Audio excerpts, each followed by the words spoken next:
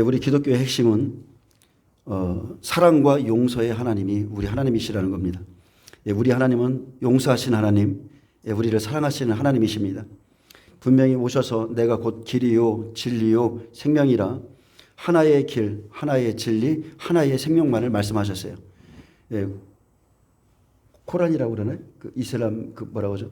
거기에 보면은 이리저리 가도 산으로 올라가면 길은 여러 가지가 있지만 한 길로 모인다. 그게 거기서 나온 말씀이더라고요. 근데 절대 안 그렇습니다. 아까 오전에 제가 잠깐 얘기했지만 그 이슬람 교도했던 그 사람이 하나님이 순간적으로 깨달음을 주셔서 아니 수많은 산에 올라가는 수많은 길이 있지만 그곳에서 만남이 된다 하지만 어느 날 그게 잘못됐다고 느껴진 거예요. 아니다. 신이라면 분명히 이리저리 사람들이 헷갈리게 여러 길을 제시하는 게 아니라 하나의 길을 제시해서 자기를 찾아오게 하셨을 거다.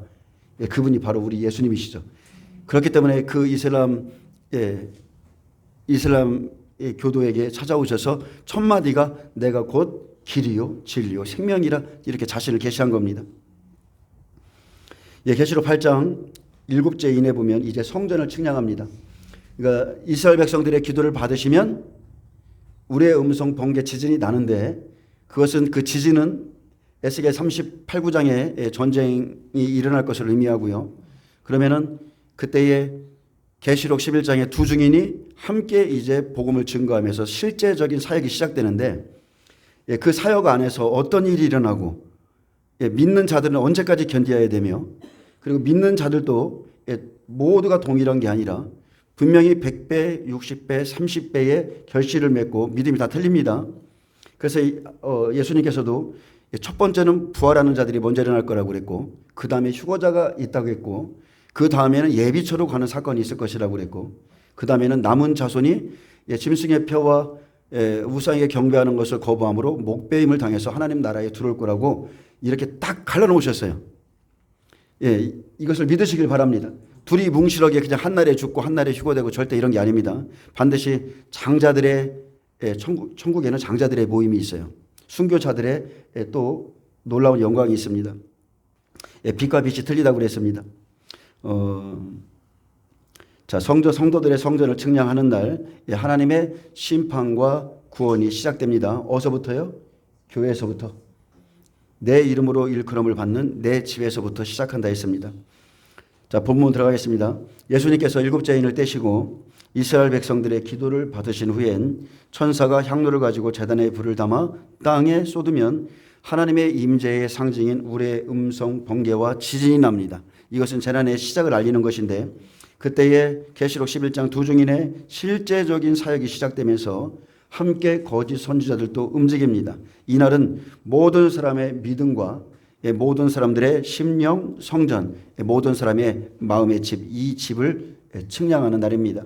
계시록 11장 1절 또 내게 지팡이 같은 갈대를 주며 말하기를 일어나서 하나님의 성전과 제단과 그 안에서 경배하는 자들을 측량하되 세 부리로 나눠놨죠.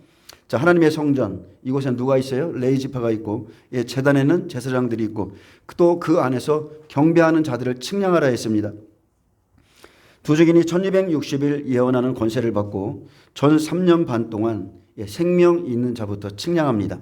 그 일을 위해서 지팡이 같은 갈대를 주셨는데 하나님의 성전과 제단과 그 안에서 경배하는 신실한 하나님의 종들과 백성들을 측량하고요. 즉 참된 교회와 참된 신자를 먼저 측량하고 성전 바깥마당은 측량도 하지 말라 했습니다. 이것은 이방인에게 넘겨주었은즉 그들이 거룩한 성을 42달 동안 짓밟으리라. 아멘. 여기서도 벌써 믿음의 종류가 나옵니다. 성전 밖 마당은 교회에 속했지만 신실하지 못한 거짓 신자들을 의미하기에 측량하지 말라 했습니다. 증인들의 사역이 시작되면 이제 알곡과 가라지, 양과 염소의 추수가 시작됩니다. 성전을 측량하기 위해서 하나님이 주신 것은 갈대입니다. 갈대를 들어서 사람들의 성전, 믿음을 시험해 보시는데 갈대는 갈대죠. 근데 어떤 갈대요? 지팡이 같아 보이는 갈대입니다. 지팡이 같이 보이는 갈대인데 애굽은 갈대 지팡이라 하셨듯이 갈대 같은 거짓 선지자들을 붙여보면 애굽을 믿고 의지하는 자, 진리에 속하지 않은 자가 구별됩니다. 이사야 36장 6절에 애굽 왕 바로는 상한 갈대 지팡이라 했습니다. 하나님보다 세상을 애굽을 의지하는 자는 그리고 결국 갈대에게 상함을 입는다 하셨고요. 보라 내가 애굽을 믿는도다. 보라 내가 애굽을 의뢰하도다.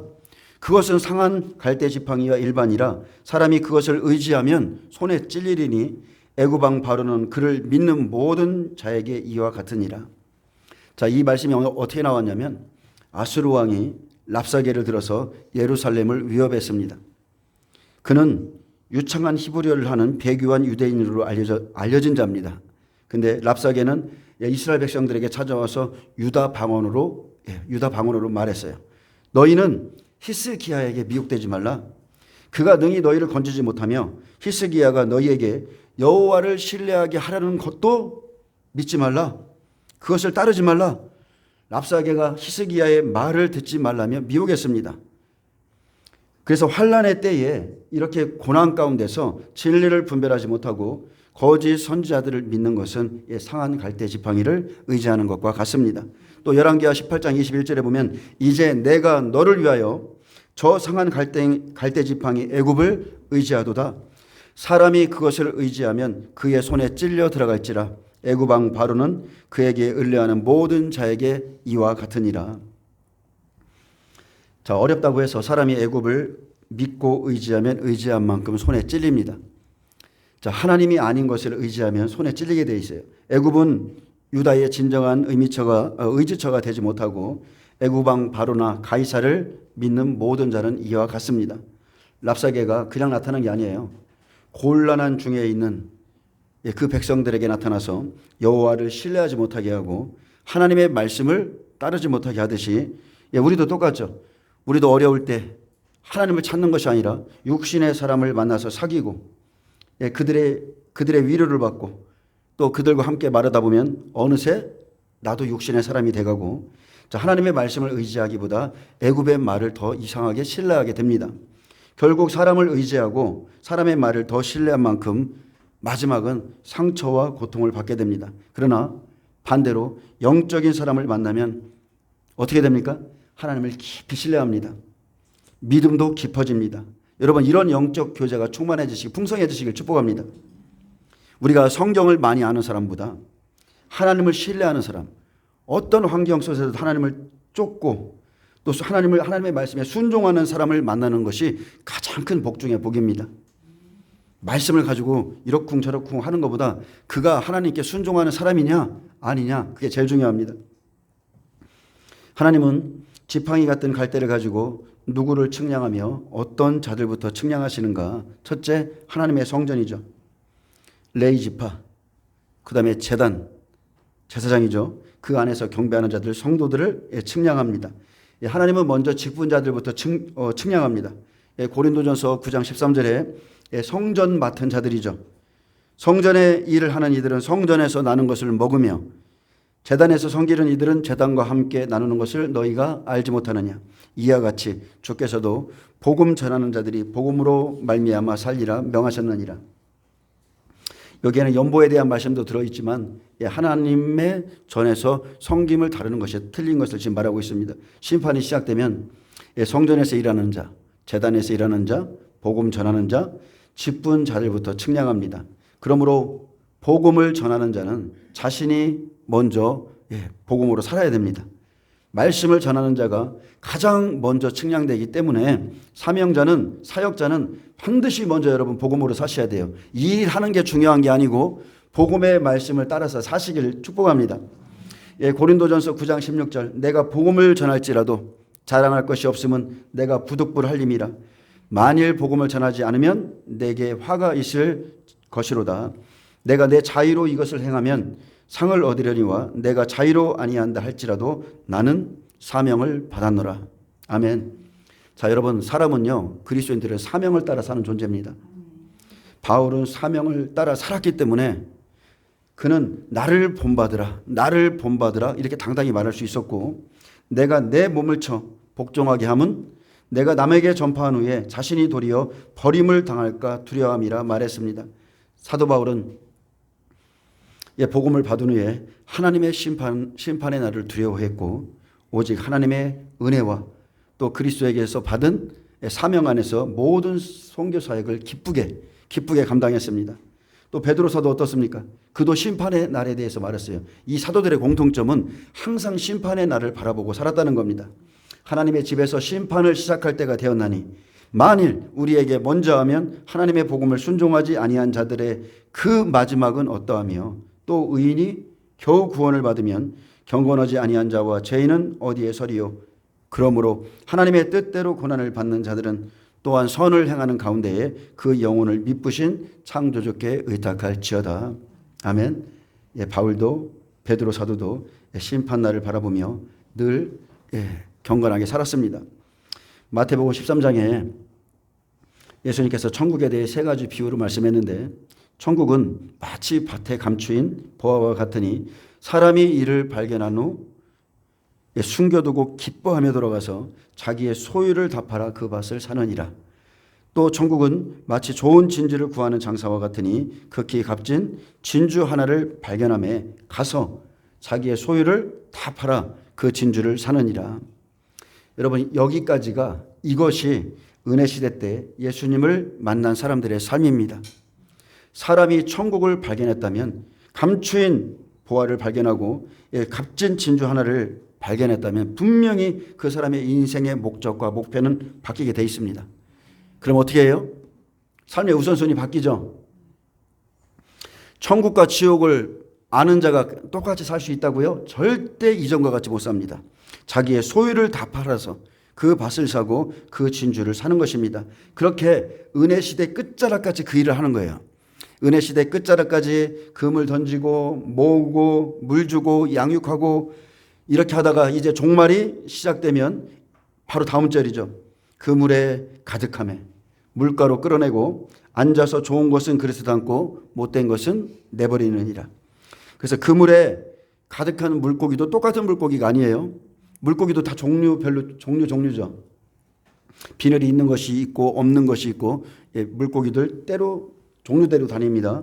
그래서 그 중에 가장 큰 물고기인 하나님의 종들로부터 측량해서 가르기 시작합니다. 그래서 좋은 것은 그릇에 담고 못된 것은 버리죠. 그래서 세상 끝에 천사들이 와서 의인 중에서 악인을 갈라내어 풀무불에 던져 넣습니다. 의인이라 칭함을 받은 자들 중에서 악한 자들이 거기서 울며 이를 갈리라 했습니다. 자, 그리스도인이라면 반드시 그리스도의 할례를 받아야 돼요. 반드시 이 육의 몸을 벗으셔야 됩니다. 자, 골로새서 2장 11절에 보면 또 그 안에서 너희가 손으로 하지 아니한 할례를 받았으니 곧 육의 몸을 벗는 것이요 그리스도의 할례니라. 너희가 세례로 그리스도와 함께 장사되고 또 죽은 자들 가운데서 그를 일으키신 하나님의 역사를 믿음으로 말미암아 그 안에서 함께 일으키심을 받았느니라. 자, 육의 몸을 벗은 자들을 하나님의 성전이라 말합니다. 하나님은 성전을 측량하라 말하시는데 이 육의 몸을 어떻게 거듭날 수가 있겠습니까? 이 육의 몸을 벗은 자들이 하나님의 성전이고요. 그래서 심령 성전은 한번 거듭나는 것으로 끝나는 것이 아니라 온전한 성전으로 계속 지어져 가야 됩니다. 그래서 손으로 하지 아니한 할례, 물과 성령으로 거듭나 육의 것을 벗는 삶을 날마다 그렇게 살아가셔야 돼요. 제대로 물과 성령으로 거듭난 사람은 바뀝니다. 주님 앞에 엎드리는 시간을 가장 귀하게 여깁니다. 바뀌어요. 쓸데없이 사람들과 돌아다니고 그렇게 하기보다 성전에 바짝 엎드려서 기도하길 원하고 말씀 보길 원하고 달라집니다. 확실히 구별됩니다. 근데 우리가 주님 앞에 엎드리지 않고 참 목회자들이 조심해야 되는데 어느 날 이제 부흥이 일어나고 조금 이제 주님에 대해서 알만하고 말씀도 좀 증거할 만하고 이렇게 되면 어느 날부터인가 주님 앞에 엎드리지 않고 그냥 주의 일한다 이렇게 말하면서 돌아다니기 바쁩니다. 여러분, 그건 다 가짜예요. 가짜입니다. 주의 이름으로 사람 만나러 다니기 바쁘고 사역하기 바쁘다면 그것은 사탄이 준 미혹과 함정에 지금 빠지고 있는 겁니다. 하나님의 성전은 이 성전은 절대 그렇게 세워지지 않아요. 레위와 제사장들은 성전에 근무한다고 한번 그렇게 은혜 받고 나서 뭐 아무 데나 돌아다녀도 됩니까? 안 되죠. 사사시대 끝에 미가와 그의 집의 제사장 베들레헴을 떠나잖아요. 그렇게 살면 안 되는 거예요. 그런 시간이 지속되면 결국 갈수록 자기 영혼이 황폐해지고 하나님과의 관계가 끊어집니다. 그래서 항상 성령 안에서 기도하고 성령 안에서 말씀 보고 그래야 그 말 그대로 산 집이 되는 거예요. 말씀이 나를 다스리는 성전, 말씀이 임하는 성전, 하나님의 음성이 들려지는 성전, 내 집은 만민이 기도하는 집이라. 기도하는 집, 이게 진짜 하나님의 집이에요. 솔로몬 성전 보세요. 솔로몬 성전, 모든 사람이 이 성전을 향하여 기도하면 하나님께서 들으시고 이렇게 했죠. 근데 솔로몬 성전, 솔로몬 왕이 1,000마리 번제를 드릴 정도로 그렇게 하나님께 정직하고 신실했습니다. 근데 솔로몬 성전 영화로웠지만 첩과 여인들을 하나씩 받아들임으로 인해서 결국 그의 믿음, 그의 신앙 변질되고 결국 무너졌습니다. 스룹바벨 성전, 하나님께 범죄함으로 바벨론 끌려갔다 나와서 다시 세웠는데 예수님이 오실 때 헤롯 성전이 46년 동안이나 아름답고 웅장하게 세워졌지만 그 안에 실상 그 안에 누가 있었어요? 장사치의 집이 되어 있었고 그 안에 하나님의 이름을 가지고서 여러 가지 거래하면서 장사하고 있었습니다. 교회 안에서 장사하고 있었어요. 그때 예수님이 오셔서 채찍을 휘두르셨고 그 성전 무너뜨렸습니다. 성전은 성전인데 하나님의 말씀에 통치가 없고 그 안에 우상이 가득하고 예수님을 우상 섬기듯이 자기가 무엇을 기도하면 들어주는 신처럼 어떤 조건을 갖는 그런 신처럼 섬기고 있다면 그런 집 다 무너집니다. 기도하지 않는 집 다 무너집니다. 그것은 성전이 아닙니다. 목회자와 성도가 제대로 할례 받으셔야 돼요. 제대로 할례 받아야 교회가 살고 가정이 삽니다. 그리스도의 할례는 다른 게 아닙니다. 날마다 육의 몸을 벗는 겁니다. 마태복음 16장 16절에 주는 그리스도시요 살아계신 하나님의 아들이시니이다. 이 베드로의 고백처럼 이 고백 위에, 이 계시의 고백 위에 교회와 성전이 세워져야 하고 반드시 이 성전의 터는 내가 이 반석 위에 교회를 세우리라 말씀하신 대로 성전의 터는 말씀의 터 위에 세워져야 됩니다.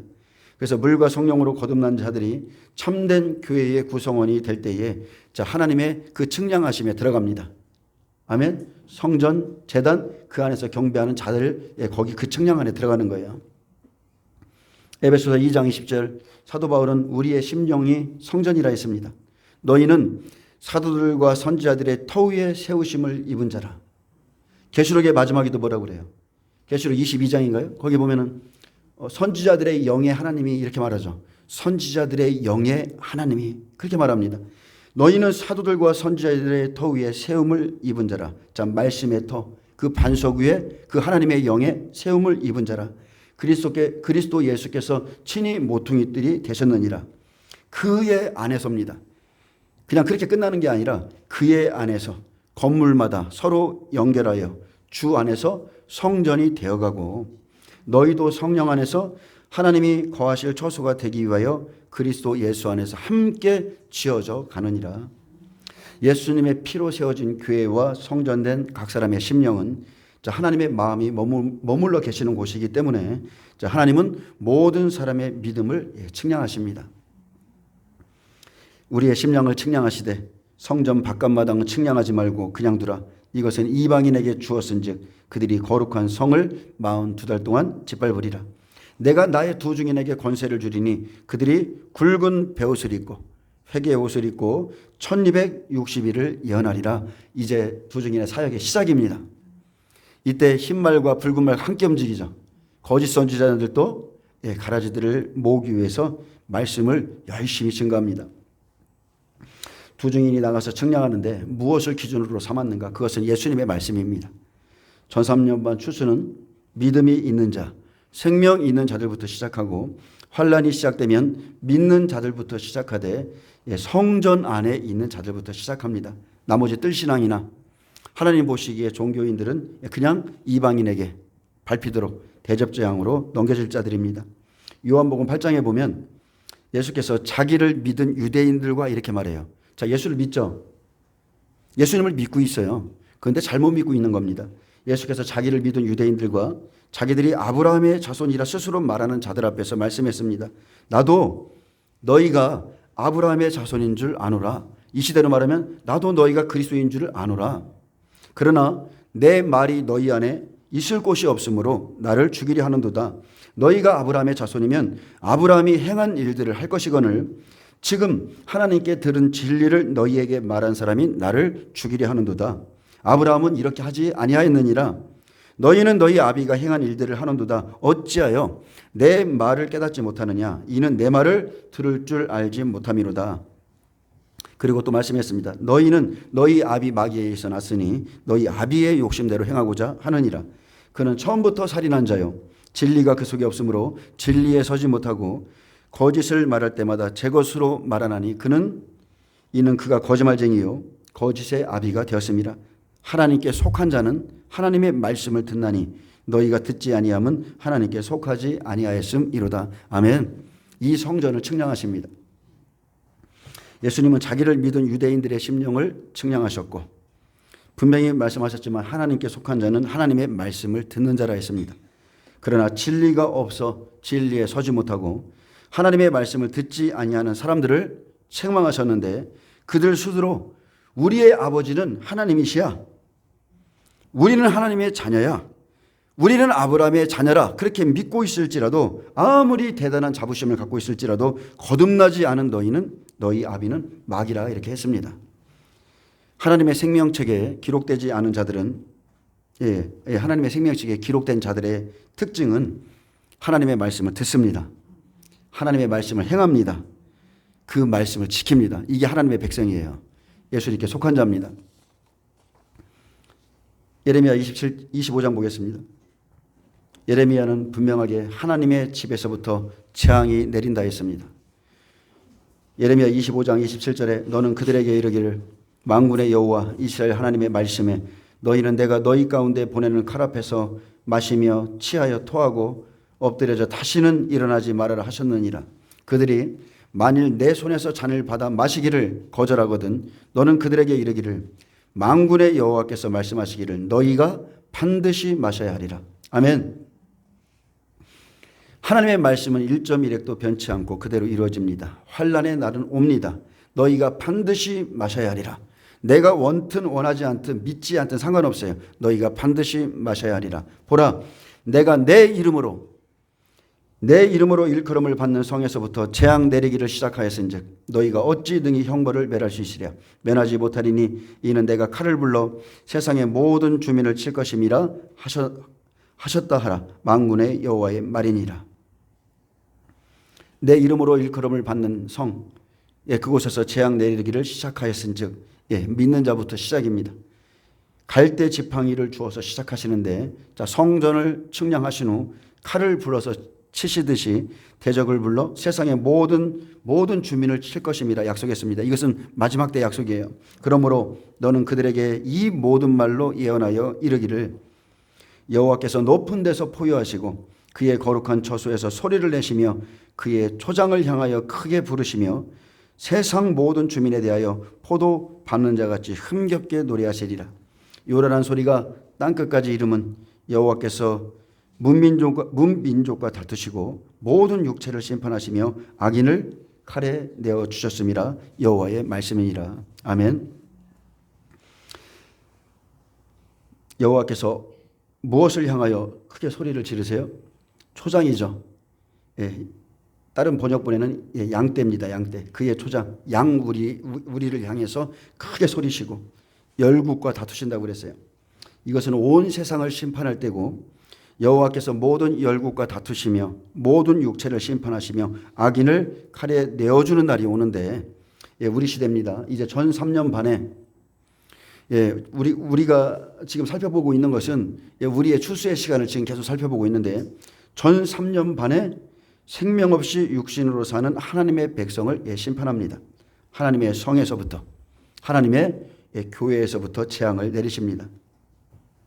예레미야 25장 32절부터 38절 내 이름으로 일컬음을 받는 성에서부터 재앙을 내립니다. 내 이름으로 일컬음을 받는 교회에서부터 재앙을 내리는데 마지막 때 큰 바람으로 믿는 자들을 흩어보면 그들이 믿음으로 살았는지를 알 수 있습니다. 만군의 여호와께서 이와 같이 말씀하시느니라. 보라, 재앙이 나서 이 나라에서 나라에 미칠 것이며 큰 바람이 땅 끝에서 일어날 것이라. 그날에 나 여호와에게 죽임을 당한 자가 땅 이 끝에서 땅 저 끝에 미칠 것이나 이것은 여러분 순식간에 일어나는 일입니다. 순식간에 일어나요. 그들을 위하여 애국하는 자가 없고 시신을 거두어 자는 자도 없고 매장하여 주는 자도 없으리니 지면에서 분토가 되리로다. 그날에 나 여호와에게 죽임을 당한 자가 땅 끝까지 이를 것이라 했습니다. 말씀의 칼을 받죠. 말씀의 칼을 받습니다. 그들을 위하여 애국하는 자도 없고 시신을 거두어 주는 자도 없고 매장하여 주는 자도 없으므로 지면에서 분토가 되리로다. 재앙이 온 열방에 내리는 날 하나님의 말씀이 자신을 심판합니다. 그래서 장례를 치를 수 없을 정도로 많은 사람들이 죽고, 그러나 자신의 심령에 생명이 된 그 말씀은요, 그 말씀이 그날에 그 사람들을 생명으로 이끌어갑니다. 아멘. 여러분이 하나님의 말씀을 받고 아멘하고 순종하고 행하면 그 말씀이 마지막 날에 여러분을 생명으로 이끌어가지만, 여호와의 말씀을 믿지도 않고 바라지도 않고 구하지도 않고 버리면 그 말씀이 그날에 자신을 심판합니다. 즉 말씀의 칼을 받기 때문에 그 누구도 그 사람들을 도와줄 수 없습니다. 여호와께서 심판하시기 때문에 그를 도울 자 아무도 없습니다. 예, 여호와께 죽임을 당하였기에 그들을 위해서 애곡하는 자 없고 시신을 거두어 주는 자도 없고 매장하여 주는 자도 없습니다. 재앙으로 칼과 기근과 전염병을 멸절하시기까지 보냅니다. 누구에게 보냅니까? 목자들입니다. 너희 목자들아 외쳐 애곡하라. 너희 양떼의 인도자들아 잿더미에서 뒹굴라. 이는 너희가 도살당할 날과 흩음을 당할 기한이 찼음인즉 너희가 귀한 그릇이 떨어진 같이 될 것이라. 너희 목자들아 애곡하라. 평상시 목자들이 애곡하지 않습니다. 평상시 목자들이 생명을 주지 않아서 양들이 죽습니다. 도살당할 날과 흩음을 당할 기한이 찼음에도 목자들과 양떼 인도자들이 외치지 않으므로 애곡하지 않았고, 그러므로 그날에 애지중지하던 귀한 그릇이 떨어진 같이 다 파괴될 것이라 했습니다. 귀한 그릇일지라도 여러분, 깨진 그릇은 가치가 없어요. 생명 없는 자들은 무익하고 가치가 없기에 다 부숴버립니다. 그날에는 양떼를 인도하던 단 한 명의 목자라도 하나님의 손 안에서 도망칠 수 없습니다. 엄청 무서운 말씀이죠. 목자들은 정말 하나님 두려워해야 됩니다. 생명을 주지 못한 사꾼 목사들은 잿더미에서 뒹굴고 도살당하듯이 죽게 될 것이라 했습니다. 35절 보겠습니다. 목자들은 도망할 수 없겠고 양떼의 인도자들은 도주할 수 없으리로다. 하나님께서 그 책임을 물으시는 날, 그 영혼의 책임을 물으시는 날, 거짓을 예언하던 선지자들, 그 마음에 강교한 것을 예언하고 거짓 꿈을 예언하며 말하며 여호와의 엄중한 말씀이라, 여호와가 말씀하셨다 하면서 거짓으로 혀를 놀려서 성도들의 영혼을 죽이고 곁길로 가게 하고 거짓과 헛된 자만으로 백성을 미혹하게 하던 자들을 치는 날입니다. 또 여호와의 엄중한 말씀이라 하는 선지자에게나 제사장에게나 백성에게는 내가 그 사람과 그 집안을 다 벌하리라 하신 날이고, 자, 죄가 똑같습니다. 그런 선지자, 그런 제사장, 그런 자들에게 찾아가서 예언받고자 하고 환상에 대해서 묻고 이런 자는 똑같이 하나님이 심판하신다고 그랬어요. 예레미야 23장 36절에도 각 사람의 말이 자기에게 중한 벌이 되리니 이는 너희가 살아계신 하나님 만군의 여호와 우리 하나님의 말씀을 망령되이 사용함이니라. 너희는 영원한 치욕과 잊지 못할 영구한 수치를 당하게 하리라 하셨느니라. 아멘. 자, 하나님의 말씀을 망령되이 사용하는 거, 여호와의 엄중한 말씀이라 거짓말하는 거, 이것에는 심판이 있습니다. 유튜브에 이스라엘의 어떤 랍비하고 조그만 꼬마 하나, 한 7살 정도 됐나? 하나 나와서, 여러분 혹시 말하는 거 들으셨어요? 마지막 때 2시간짜리 분량인데 한 10분 정도 통역해 놨는데, 이스라엘의 전쟁이 일어날 것이다. 열방이 치러올 것이다. 그날을 보았다. 천국에서 보았다. 그 아이가 천국에 올라가기 전까지는 이런 성경 자체를 몰랐다는 거예요. 곡이 쳐들어온다 이러면서. 근데 사람들이 그 아이를 말을 믿어요. 제가 잠깐 들어봤거든요. 그것은 완전히 100% 거짓 환상입니다. 100% 거짓이에요. 그는 곡에 대해서 말하면서 오바마가 치러올 것이라 이렇게 말하고 그날에 예수님이 오시는 그날에 이 토라 뭐라고 해야죠 이거를 이거를 토라를 안 지키면 구원을 못 받는다. 반드시 지켜야 된다. 지켜야 되고 그런 자들을 메시아가 데리러 온다. 이렇게 말하죠. 맞습니까? 우리 주 예수 외에는 구원자 없어요. 마지막 예언이 어떻게 되어 있습니까? 그들에게 두 증인을 보내서 그들이 예수님을 영접하게 되고 그들에게 성령이 부어짐으로 통회한다고 그랬죠. 그것도 거짓말이고. 자, 예수님의 발이 감람산에 서는 것도 말하더라고요. 지진이 나는 거. 그건 맞습니다. 근데 부분적이지만 전반적으로 들어보면 예언을 잘못 받은 거예요. 그것은 성경의 말씀을 아는 사람이라면 그것은 거짓 예언이라는 걸 금방 알 수 있어요. 예수 외에 구원 없습니다. 이 시대에 무슨 토라를 지키고 율법을 지키고 뭐를 해서 구원을 받고 그거 안 지키면 구원이 없단 말이에요. 근데 그리스도인들이 거기에 다 옳다 하는 거예요. 어이가 없는 겁니다.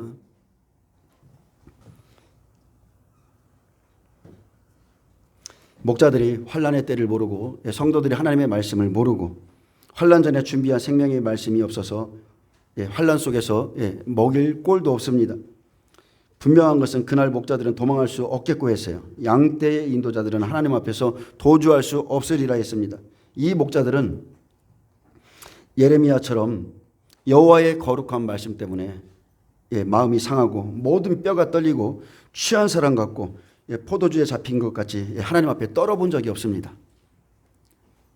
그러므로 선지자와 제사장들이 다 간음하고 정직하지 못하며 다 사악하여 바알을 의지하고 예언하고 악을 행하는 자들의 손을 강하게 하였기 때문에 소돔과 고모라와 같아서 함께 멸망할 것이라 했습니다. 보라, 내가 그들에게 쑥을 먹이며 독한 물을 마시게 하리니 이는 사악이 예루살렘 선지자들로부터 나와서 온 땅에 퍼짐이라. 아멘. 이 말씀에 의미가 있죠. 사악이 어디서 나와요? 예루살렘의 선지자들. 근데 그 선지자들의 입에 쑥물이 있다는 거예요. 누가 먹여줬어요? 하나님이 먹이신 겁니다. 내가 그들에게 쑥을 먹이고 독한 물을 마시게 해서 그 사악이 예루살렘 선지자들로부터 나올 것인데 내 백성이 그것을 좋게 여기고 믿고 따라갈 것이다. 그래서 환난이 임하기 전에 영생을 준비해서 우리가 환난 속에서 심판받을 것이 없어야 되는데 하나님께서 주신 이 만나, 이 생명의 말씀을 애굽 백성들처럼 그냥 하찮은 것으로 여기고 헛된 것을 가르치고 진리를 가르치기보다 정말 헛된 것을 너무 많이 가르칩니다. 그리고 헛된 것을 듣기 원하기 때문에 함께 심판받습니다. 가르치는 자도 그것을 좋아하고 또 하나님의 말씀을 받고자 하되 진리의 말씀을 받는 것보다 헛된 것, 정말 헛된 건 너무 많이 가르쳐요.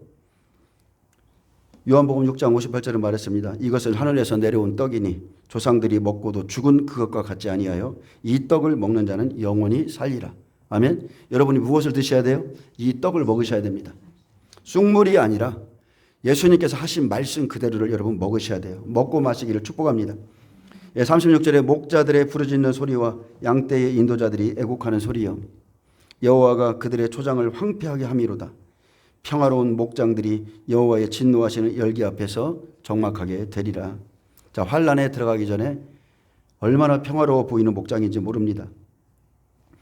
말씀을 전하는 자는 내가 한 영혼에게라도 생명을 주는 목회를 하고 있는가 살펴야 되고 여호와께서는 환난 전에 평화로워 보이던 그들의 목장, 그들의 초장에 대해서 심판할 것을 말씀했습니다. 하나님의 초장을 의의 길로 인도하지 않으면 환난 안에서 목자들의 부르짖는 소리와 애곡하는 소리로 가득하게 될 것이라 했습니다. 그래서 때를 모른 채 지금 평화로운 목장들 환난에 들어가면 여호와의 진노하시는 열기 앞에서 여러분 적막하게 될 것입니다. 아멘. 안 믿어지시나요? 안 믿어지시세요? 여러분 믿으셔야 돼요.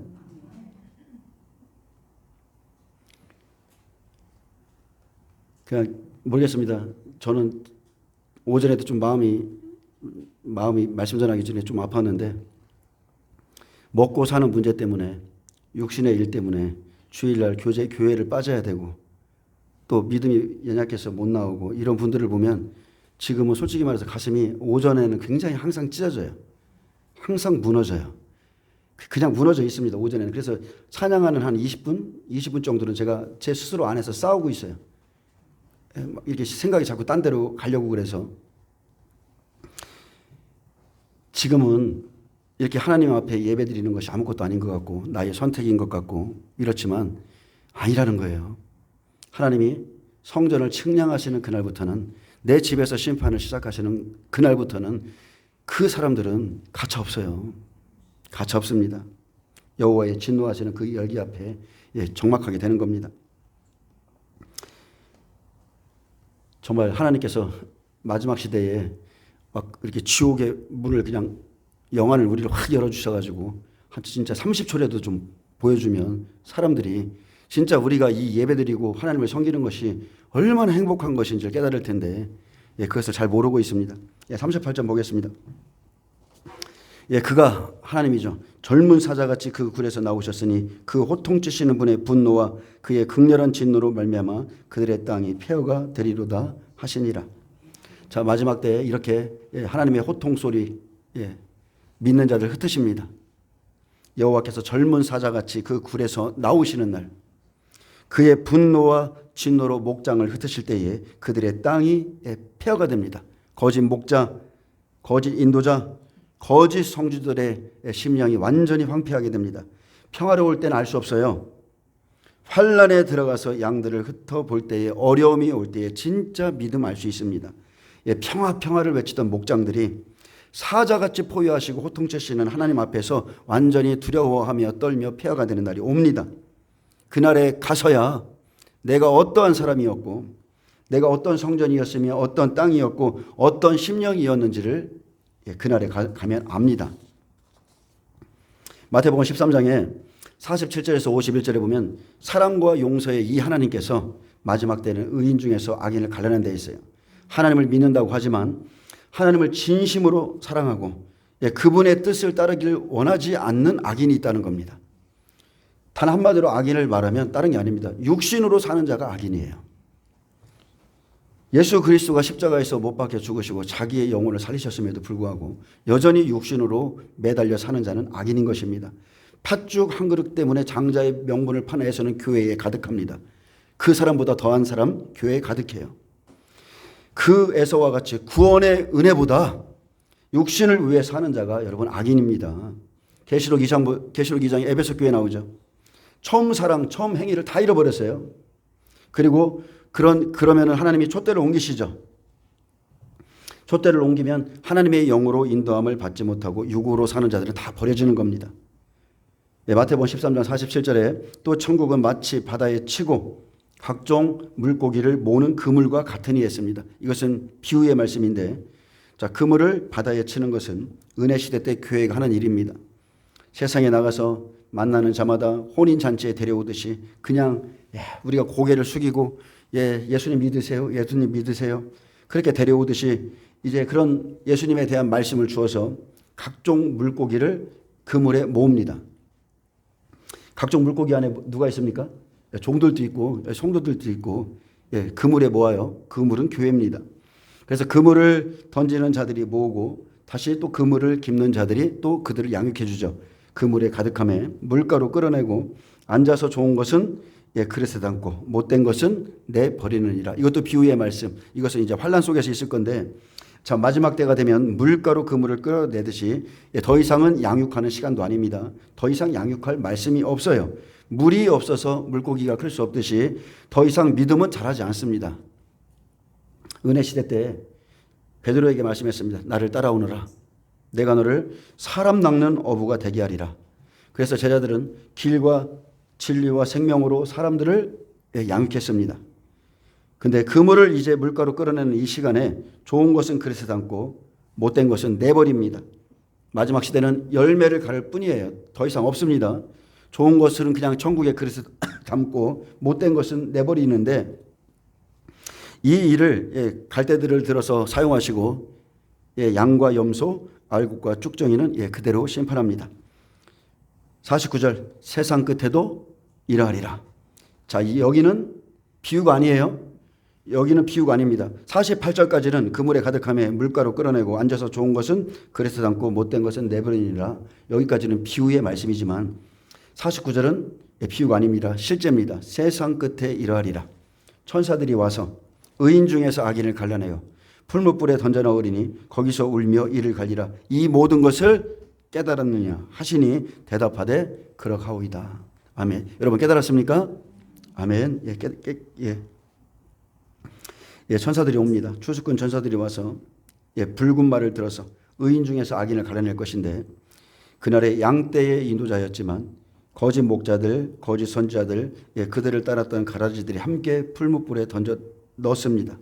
거기서 울며 이를 갈게 되리라. 이 모든 것을 깨달았느냐? 다 우리 이야기를 안 보죠. 우리 이야기를 안 봅니다. 의인 중에서 악인을 갈라낼 것이고 풀무불에 들어갈 것인데 이 모든 것 마지막 때 하나님이 행할 이 일을 깨달았느냐? 예수님께서 세상 끝날에 행하실 이날의 비밀을 깨달았느냐? 지금 우리에게 묻고 계신 겁니다. 여호와의 날은 빛이 아니라 어둠이다. 예수님께서 경고하셨죠. 좁은 문으로 들어가라. 멸망으로 인도하는 문은 크고 그 길이 넓어 그리로 들어가는 자가 많고 생명으로 인도하는 문은 좁고 길이 협착하여 찾는 자가 적음이라. 거짓 선지자를 삼가라. 양의 옷을 입고 너희에게 나오나 속에는 노략질하는 일이라. 그들의 열매로 그들을 알지니 가시나무에서 포도를 또는 엉겅퀴에서 무화과를 따겠느냐.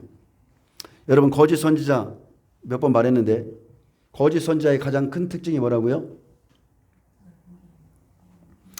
거짓 선지자의 특징은 다른 게 없어요. 지팡이 같은 갈대가 하는 일은 다른 게 아닙니다. 넓은 길을 제시해 주는 겁니다. 교회 안에 들어왔는데 넓은 길, 사람들의 멸망의 길로 그 가는 길을 제시해 주는 게 거짓 선지자들이에요. 그들은 사랑을 얘기합니다. 그들은 절대 좁은 문을 제시하지 않습니다. 좁은 문을 찾아야 된다. 천국 들어가는 그 길은 정말 좁은 길이다. 거짓 선지자는요, 자기 부인, 자기 십자가의 좁은 길로 인도하지 않습니다. 그렇기 때문에 그들의 목장은 늘 평안한 거예요. 매일마다 책망하는데 죽을 맛인데 근데 거기 가 있으면은 죄를 짓고 가서 앉아 있어도 그냥 평안합니다. 평안해요. 근데 분명히 말씀하셨어요. 아름다운 열매를 맺지 아니하는 나무마다 찍혀 불에 던져지리라. 이러므로 그들의 열매로 그들을 알리라. 나더러 주여 주여 하는 자마다 다 천국에 들어갈 것이 아니요 다만 하늘에 계신 내 아버지의 뜻대로 행하는 자야 들어가리라. 아멘. 아멘입니다. 아무나 다 천국에 들어가는 것이 아니죠. 어림도 없습니다. 아버지의 뜻대로 행하는 자만이 들어갑니다. 그 날에 예수님께서 말씀하신 나의 이 심령의 밭이 혹여나 길가밭이었는지 아니면은 뿌리가 없어서 말씀으로 인한 환난이나 박해가 오면 내가 잠시 견디다 넘어지는 돌밭인지 아니면 세상의 염려, 재물의 유혹에 말씀이 막혀서 그냥 눈만 뜨면 세상 걱정, 근심, 걱정, 염려로 무너지는 그런 가시떨기 밭이었는지 알게 될 것입니다. 아니면 말씀을 듣고 깨닫고 인내하였다면 반드시 그 사람은 100배나 60배나 30배의 결실을 내게 될 것입니다. 그리고 그들은 넉넉히 주님의 나라에 들어갑니다. 여러분 성전을 측량하는 날이 오고 있습니다. 그 날에 측량의 기준은 종이나 성도나 다 똑같아요. 어디에 있든지 똑같습니다. 그냥 의인 중에서 악인을 갈라내는 거예요. 악인은 갈대 지팡이 거짓 선지자들에게 보내고 의인들은 성령께서 천국으로 인도하십니다. 하나님께서 그날에 바로를 쓰셨듯이 마지막 때는 음녀 적그리스도 거짓 선지자들을 사용하시는 이유는 의인 중에서 악인을 갈라내기 위해서입니다. 그래서 지금 내가 하나님 앞에 온전히 못 서 있는데 어느 날 내 삶에 이런 가시떨기 이런 사람들을 내게 붙여주신다면 여러분 깨달으셔야 돼요. 깨달아서 지금이 하나님께 돌이킬 때이구나 이렇게 생각하셔야 됩니다. 우리가 예수님의 성품은 온유하고 겸손하다 하셨는데 예수님을 닮지 않는다면 내가 바뀔 때까지 내가 유들유들해질 때까지 나보다 더 강한 자를 붙여주시고 더 강하게 해서 나를 연단합니다. 이건 실제입니다. 내가 변하면 그 사람을 변화시키고 내가 변하면 그 사람을 괴롭게 하던 사람을 하나님이 내보내십니다. 그래서 내가 여전히 육신을 따라 살기 때문에 안 변하고 안 깨지고 주님의 마음을 품지 못하기에 악한 사람도 보내시고 악한 환경을 보내시는데 그런 환경이 나쁜 것이 아니고 그냥 내가 바뀌면 모든 게 끝납니다. 하나님의 관심은 여러분에게 있어요. 하나님의 관심은 납니다. 내가 변하면 되는 거예요. 나를 사랑하기 때문에 하나님 나라에 데려가려고 어려움을 주시는 건데 우리는 특별히 내 자식, 내 남편, 내 아내 그리고 내 어떤 환경이 그것을 탓하지 마시고 그냥 내가 바뀌면 돼요. 내가 바뀌면 하나님이 좋은 열매를 맺게 할 겁니다. 지금 우리에게 시간이 많지 않습니다. 곳곳에서 신랑의 발자국 소리가 들립니다. 곳곳에 기근, 지진, 하여튼 모든 전쟁의 소식들 성경에 기록된 이 신랑의 발자국 소리인데 지금 평안할 때에 더 하나님을 사랑하시기를 축복합니다. 더 하나님을 의지하세요. 목자들의 부르짖는 소리와 양떼의 인도자들이 부르짖는 때가 지금 교회에 일어나야 됩니다. 환란 속에 들어가서 외칠 것이 아니라 지금이에요.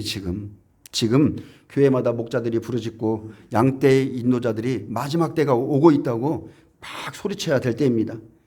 하나님께서 그런 교회를 사랑하시고 그런 성도들을 사랑하시고 주목하시며 반드시 생명의 길로 인도하실 겁니다. 말씀 뵙습니다. 여러분 예수님 사랑하세요. 처음 사랑을 회복하시길 축복합니다. 우리가 구할 것은 다른 게 아닙니다. 이것저것 달라고 하지 마세요. 사랑의 관계가 되면 다 줍니다. 하나님의 임재를 구하시고 하나님과 동행하시고 그러면 그것이 영생의 길입니다. 기도하겠습니다.